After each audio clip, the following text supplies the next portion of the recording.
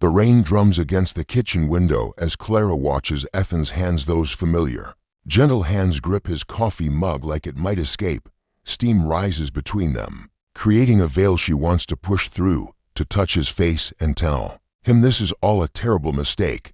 But she doesn't. A separation, she says again, her voice steadier than her pulse. Just temporary, 3 months. Ethan's dark eyes find hers across their small breakfast table, the same table where they'd shared lazy Sunday mornings and late-night confessions for 7 years, where he'd proposed with shaking hands and a ring hidden in her favorite mug. You want to test us? His voice carries no anger, only a weariness that makes her chest ache. I want to know if what we have is real. The words taste bitter on her tongue. If we can survive being apart, if we still choose each other when we have other options. He sets down his mug with deliberate care. Is there someone else, Clara? The question hangs in the air like smoke. She thinks of Julian's laugh in the office break room, the way his eyes crinkle when he smiles, how alive she feels during their innocent conversations about everything and nothing. No, it's not a lie, not entirely. This isn't about anyone else, it's about us, about making sure we're together because we want to be, not because we're comfortable. Ethan stands, moving to the window where rain streaks the glass like tears.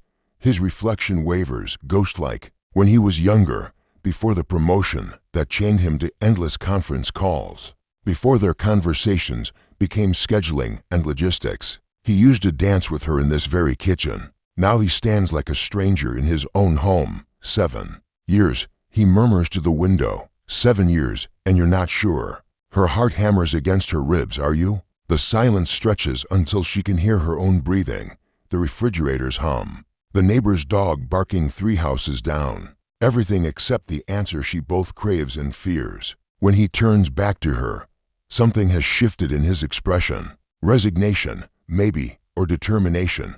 If this is what you need. His voice is soft, careful. If this is the only way you can believe in us. She wants to take it back then. Wants to leap across the space between them and press her face to his chest. Breathe in the cedar scent of his cologne mixed with morning coffee, and the indefinable smell that is purely him. Instead, she nods. 3 months, she whispers. 3 months, he agrees, but his eyes hold a question she's not ready to answer. He moves past her toward the hallway, and for a moment his hand brushes her shoulder, barely a touch, but it burns through her silk blouse like a brand. She closes, her eyes memorizing the weight of his palm, the warmth of his fingers. I'll pack tonight, he says without looking back, after his footsteps fade up the stairs. Clara sits alone at their table, staring at his abandoned coffee mug. The steam has stopped rising. The rain has stopped falling. Everything has stopped except the relentless tick of the clock on the wall, counting down to a separation that suddenly feels less like a test and more like a goodbye. She touches the rim of his mug, still warm, and wonders if some experiments are too dangerous to survive. 3 weeks into their separation, Clara discovers that freedom tastes like white wine and sounds like Julian's laughter, echoing through her empty apartment. You're different, he says, settling beside her on the couch with 2 glasses of Chardonnay. The bottle sits between them like a question mark. Lighter somehow, she accepts the wine, acutely aware of how his fingers brush hers during the exchange. It's a simple touch, innocent, but it sends electricity up her arm in a way that should alarm her. Instead, she finds herself leaning closer. Different how? Julian studies her with those warm hazel eyes that have been finding hers across conference rooms for months. Tonight, in the intimate glow of her living room lamps, they seem to see straight through her carefully constructed defenses. Like you're finally awake. The words hit deeper than they should. When was the last time Ethan looked at her like she was a mystery worth solving? When had she stopped feeling like one? Maybe I am, she admits, taking a sip of wine that tastes like possibility. They're sitting closer now, close enough that she can smell his cologne, something citrusy and modern, nothing like Ethan's cedar warmth. Julian's presence fills the spaces in her apartment that have felt hollow for weeks, makes the silence feel chosen rather than imposed. Tell me something, Julian says, turning to face her fully. His knee almost touches hers. Almost. What made you finally leave him? I didn't leave him, The correction comes quickly, defensively. We're just taking some time. Julian's smile is soft, knowing. Taking time, right? Heat crawls up her neck. It's not what you think. What do I think? He leans forward slightly, and now his knee does brush hers, the lightest contact that somehow feels monumental. That a woman like you shouldn't be sitting alone on a Friday night, analyzing quarterly reports. I like analyzing quarterly reports, liar. His voice drops to a whisper that makes her pulse skip. You like dancing. You told me you used to dance. Had she told him that? The wine makes her memories soft around the edges, but she remembers. Now a conversation by the elevator. Something about missing music. About how her apartment feels too quiet. I used to do a lot of things, she says carefully. Julian sets down his wine and stands, extending his hand. Dance with me, here, now. But even as she protests, her body responds to the invitation. Her hand finds his before her mind can object. He pulls her up, pulls her close. There's no music, just the sound of rain starting again outside her window, and their synchronized breathing. Julian's hand finds the small of her back, warm through the thin fabric of her sweater. They sway together in her living room, and Clara closes her eyes, letting herself feel the rhythm of movement, the luxury of being held. When was the last time someone held her just to hold her? This is dangerous. She whispers against his shoulder. Why? His breath tickles her ear. Because I'm married. Because I started this separation to test my marriage, not to escape it. Because your hands feel too right on my skin, and I'm forgetting why that's wrong. Because, she says instead, opening her eyes to find him watching her with an intensity that makes her knees weak. Because why? He's closer now, close enough that she can see the flecks of gold in his eyes, close enough that tilting her chin up would close the distance between their mouths. Her phone buzzes against the coffee table, sharp and insistent. Ethan's name flashes on the screen, and reality crashes back into the room like cold water. Julian steps back, hands falling to his sides. The spell breaks, but the awareness lingers, crackling in the air between them like an unfinished sentence. Clara stares at the phone until it stops buzzing, until Ethan's name disappears and the screen goes dark. When she looks up, Julian is watching her with something like understanding. Rain's getting heavier, he says quietly, moving toward the window. Maybe I should go. She wants to tell him to stay. The words hover on her lips, dangerous and sweet. Instead, she nods. Double quotes, yeah, maybe you should. But as she watches him gather his jacket, as she walks him to the door where he pauses just long enough to let his fingers graze her hand one more time, Clara knows that the real test isn't whether she and Ethan can survive being apart. It's whether she can survive being this close to someone who makes her remember what it feels like to be wanted. The photo happens by accident. Clara and Julian are at the office holiday party, tucked into a corner booth at the trendy downtown restaurant, where fairy lights cast everything in golden warmth. She's laughing at something he said, really laughing. The kind that makes her cheeks hurt when their server offers to take their picture. Just friends celebrating, Clara says quickly. But Julian's arm is already sliding around her shoulders, drawing her close. The camera clicks, capturing the moment when her guard is completely down, when happiness radiates from her face like sunlight. Send it to me, Julian asks the server, who nods and taps Clara's phone screen. Later, at home with wine-softened judgment, Clara stares at the image. In it, she looks alive in a way she'd forgotten was possible. Julian's smile is soft, protective, his arm around her like he belongs there. They look like a couple. They look happy. Before she can think better of it, she posts it to her private Instagram account, the one only her college friends follow, the one Ethan doesn't even know exists. She captions it with a heart emoji and immediately regrets it. But the wine makes regret feel distant and unimportant. Her phone buzzes with likes and comments. You look radiant. Who's the gorgeous man? Finally moving on. Good for you, moving on. The words sting and thrill in equal measure. 3 days later, Julian appears in her office doorway with coffee and that smile that's become dangerously familiar. Thought you might need this, he says, settling the cup on her desk before taking the chair across from her. Late night yesterday, just catching up on some projects. She accepts the coffee gratefully, inhaling the rich aroma. He remembers she likes it black, no sugar. When did he learn that? When did she start noticing the small ways he pays attention? Actually, I have something to show you. Julian pulls out his phone, scrolling through photos. From the party the other night, Clara's stomach drops. More photos. Photos she doesn't remember posing for. Moments captured when she thought no one was looking. In the first image, Julian's hand covers hers on the table. Their faces close together in conversation. In the second, they're dancing. When did they dance? Her head tilted back as she laughs, his eyes fixed on her face with unmistakable tenderness. Julian, she starts, but her voice fails her. I know, he says softly. I know you're married. I know this is complicated. But Clara, look at yourself in these pictures. Look how happy you are. She does look. She looks radiant, alive, like a woman worthy of devotion. When was the last time Ethan looked at her the way Julian does in these photos? When was the last time anyone looked at her like she was the most fascinating person in the room? We can't, she whispers, but even as she says it, she's not pulling her hand away from where he's placed it over hers on the desk. Can't what? Julian's thumb traces small circles on her knuckles. Can't be happy, can't enjoy each other's company, can't feel something real, can't fall in love with you, she says, the words tumbling out before she can stop them. The confession hangs between them like a bridge neither can cross back over. Julian's eyes darken, and when he speaks, his voice is rough with emotion. Too late for that, don't you think? He's right, and they both know it. This stopped being about testing her marriage weeks ago. This became about discovering that love could feel like coming home and adventure all at once. That someone could see all her hidden corners and find them beautiful.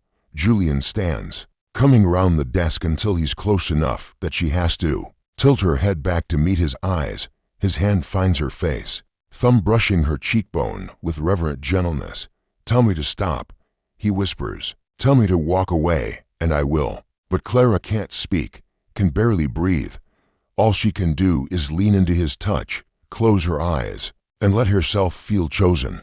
When his lips touch hers, soft and sure and impossibly gentle, the world narrows to this moment, this feeling, this man who kisses her like she's precious. The kiss tastes like possibility and feels like betrayal, and she can't bring herself to care about anything except the way Julian's hands frame her face, like she's something worth protecting. When they finally break apart, breathing hard, Clara's phone buzzes against her purse. She ignores it, but Julian glances down, and his expression changes. You should probably get that, he says, stepping back, and Clara sees her phone screen lighting up with Ethan's name. Reality crashes back. She's in her office, lips swollen from kissing another man, while her husband calls.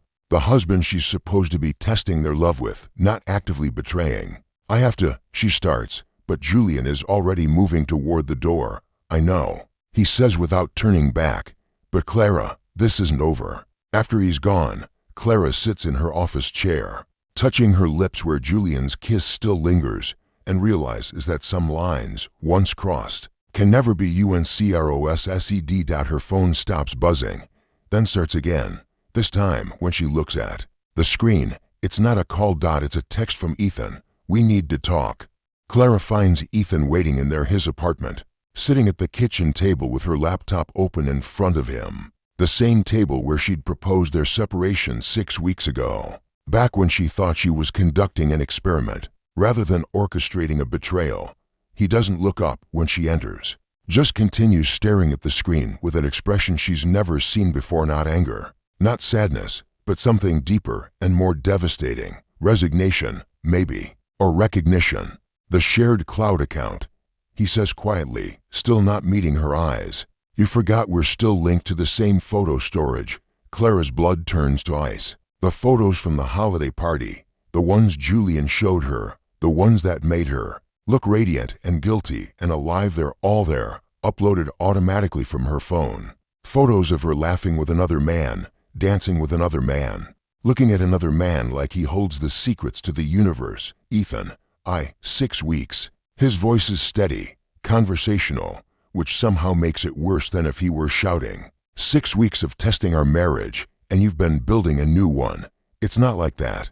But even as she says it, Clara knows how hollow it sounds. How can she explain that she never meant for this to happen when the evidence of her choices glows on the laptop screen? Finally, Ethan looks up, and Clara sees something in his eyes that makes her knees weak, not anger or betrayal, but a bone-deep weariness that speaks of sleepless nights and unanswered questions. What's his name? The question is so simple, so quiet that Clara almost misses it. Julian, she whispers, and watches Ethan nod like he expected it. Julian, he repeats, tasting the name. Do you love him? The question hangs in the air between them, heavy with 7 years of shared history and shattered trust. Clara wants to lie, wants to tell him it's just friendship, just confusion, just a mistake she can take back. But something in Ethan's expression, patient, tired, already knowing, makes deception impossible.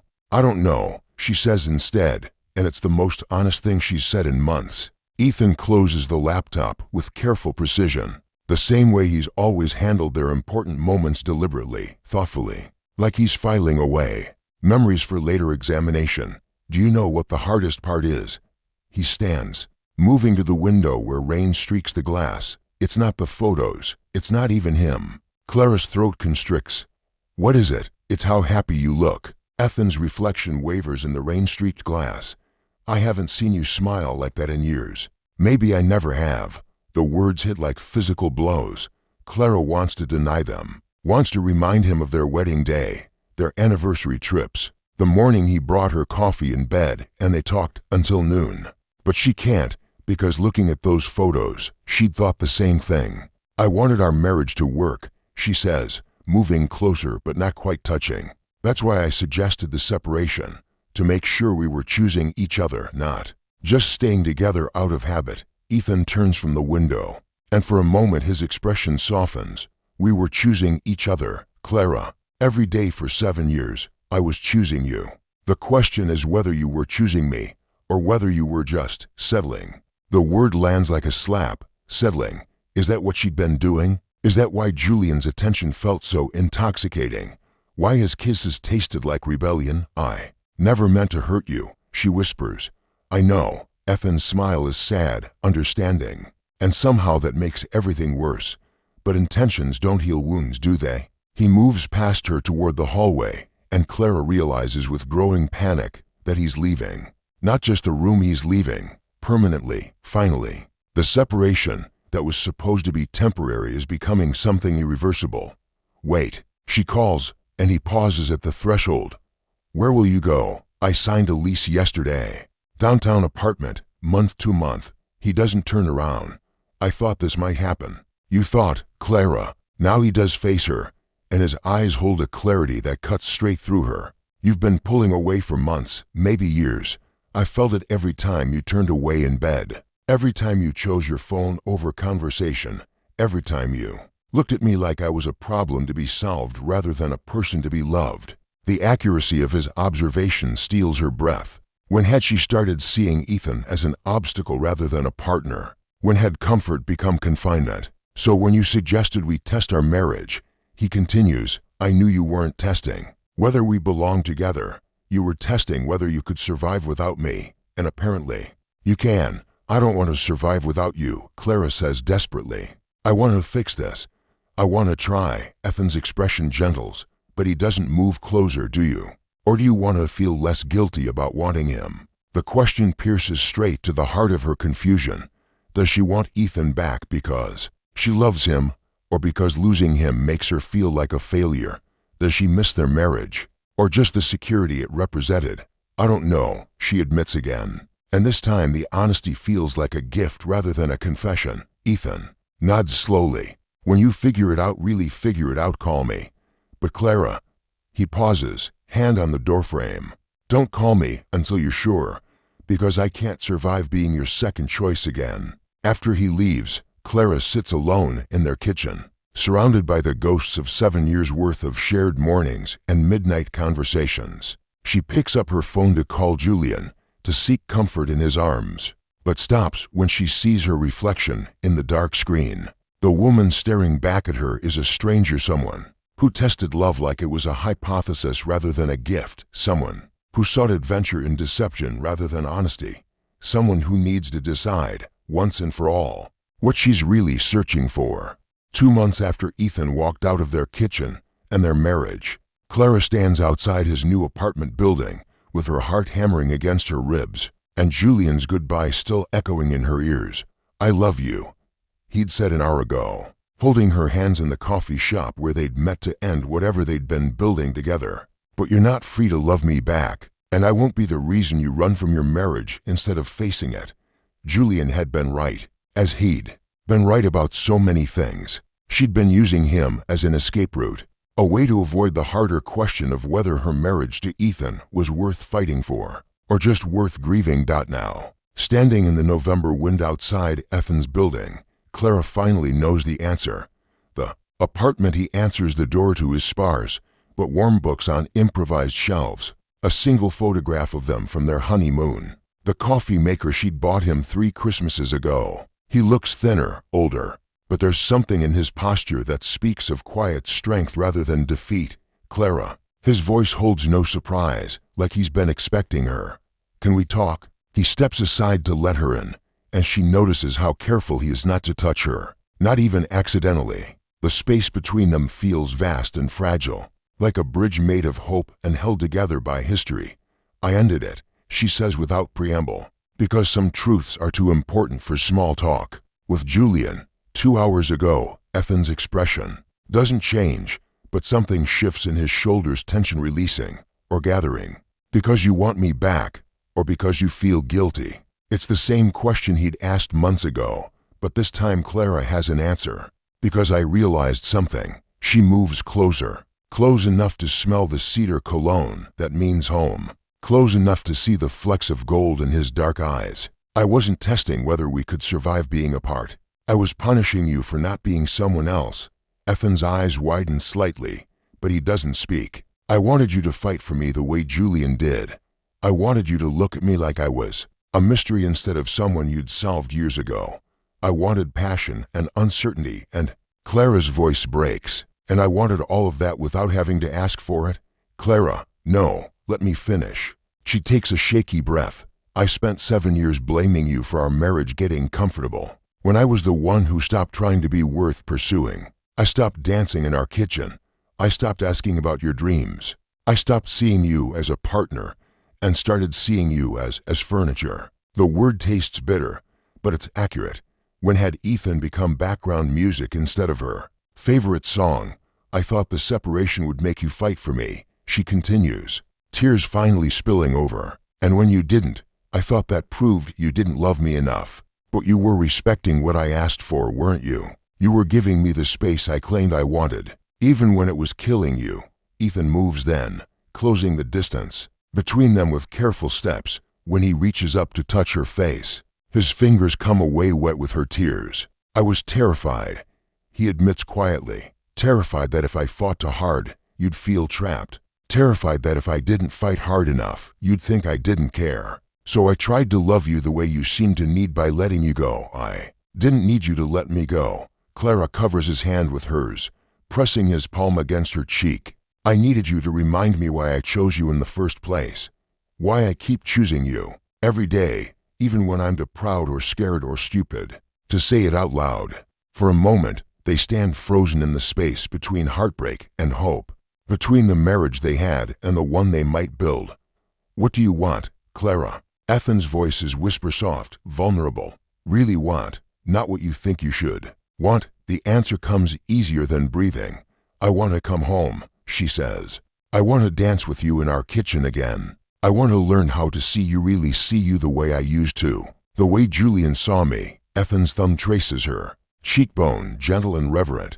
"And what if we can't find our way back? What if too much has been broken?" Clara steps closer until there's no space left between them, until she can feel his heartbeat against her chest and his breath against her lips. "Then we'll build something new," she whispers. "Something better, something worth choosing every single day." When Ethan kisses her, it tastes like forgiveness and feels like coming home. But more than that, it tastes like beginning the first kiss of a marriage they'll have to earn this time, moment by moment, choice by choice. "I love you," Clara breathes against his mouth. Not because you're safe or familiar or convenient. I love you because when I stripped away everything else, the comfort, the history, the habit, you're still the person I want to build a life with. Ethan's smile is soft, wondering, like he's seeing her for the first time in years. Then let's build it, he says, and kisses her again, deeper this time. With 7 years of love and loss and hope distilled into a promise, they'll spend the rest of their lives keeping. Outside, snow begins to fall on the city, covering the streets, with the possibility of new beginnings. Inside, to people who nearly lost each other, discover that sometimes love's greatest test isn't whether it can survive separation, that it's whether it's brave enough to choose reunion.